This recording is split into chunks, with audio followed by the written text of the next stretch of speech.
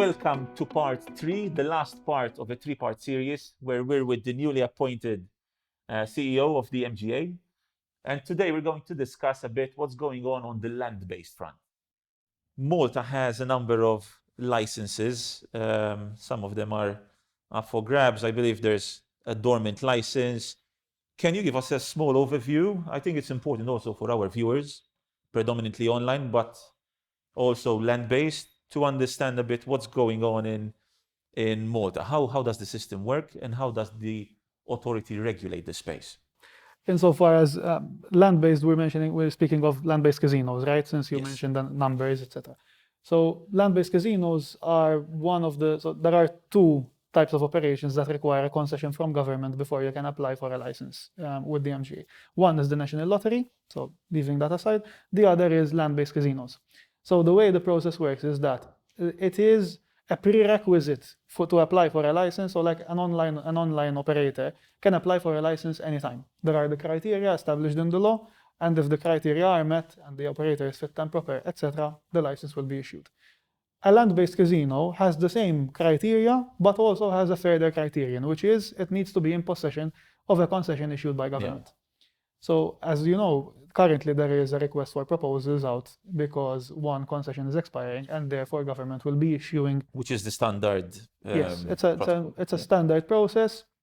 Concessions are normally issued as part of an open and public process, a competitive process. Once the preferred proponent is selected, that preferred proponent will be selected by government.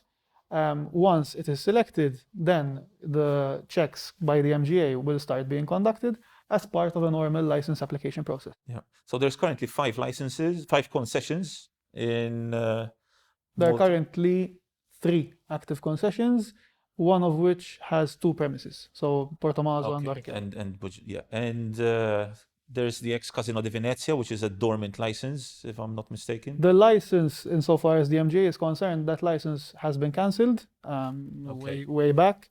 But if the concession is still out there. Yes, but if anyone acquires the company together with the concession, then that entity can apply for a license. However, so there is a concession that's dormant. The interested entrepreneur has to acquire that company, probably with a pile of debt. But the concession has a number of limitations in terms of ratio and number of tables. Can you explain a bit what the requirements are and what the limitations are?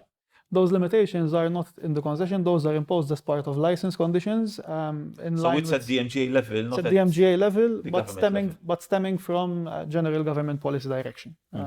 So there are limitations. It's 375 slots normally, and the ratio of slots to tables is 1:15.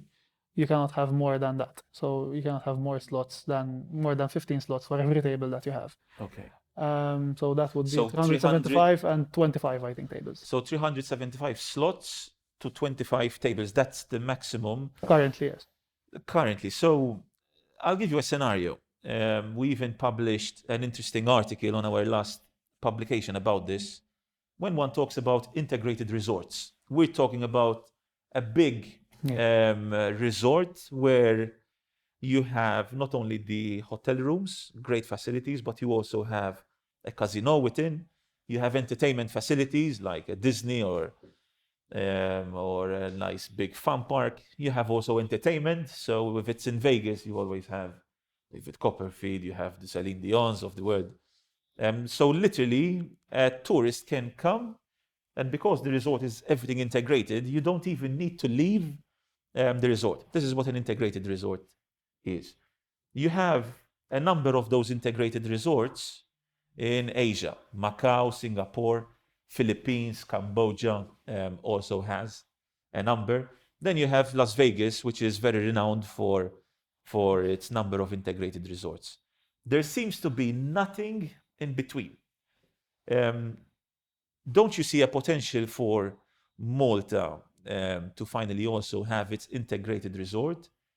But because of the limitations in slots to tables, such integrated resorts can never materialize. So it would depend on the type of integrated resort that one would look at. If it is, so you mentioned the number of facilities that there would need to be, so the hotels, the other entertainment.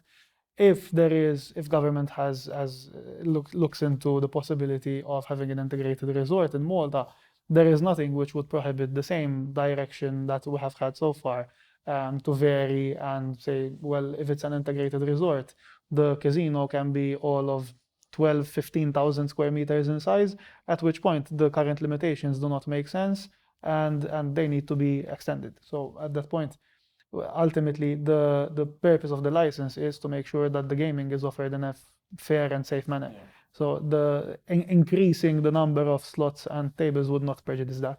Yeah, are there any discussions going on this front? Because I'm aware that Cyprus has an integrated resort which is being built and is going to be launched next year, targeting the Emirates, targeting Russian-speaking markets, targeting also North Africa and mainland Europe.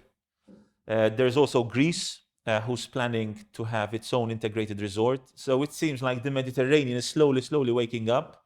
Are we going to be too late to dance with the mix? Well, as far as I am currently aware, there are no discussions for integrated resorts in Malta. It would also depend on potentially a market analysis to see whether the current market can take an increase in casinos, for example. But it's something which government would need to look at, obviously. Is there anything else you would like to talk about or to mention, to add?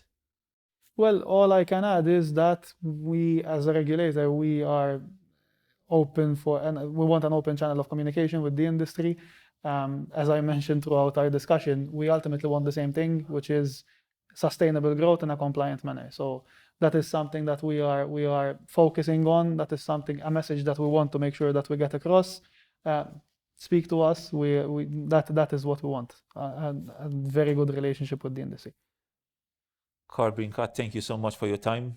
We Thank look you, forward Aman. to work with you in the coming years as an events company, as a media company, and all the best. Thank you, Aman. And thank you for the opportunity to speak.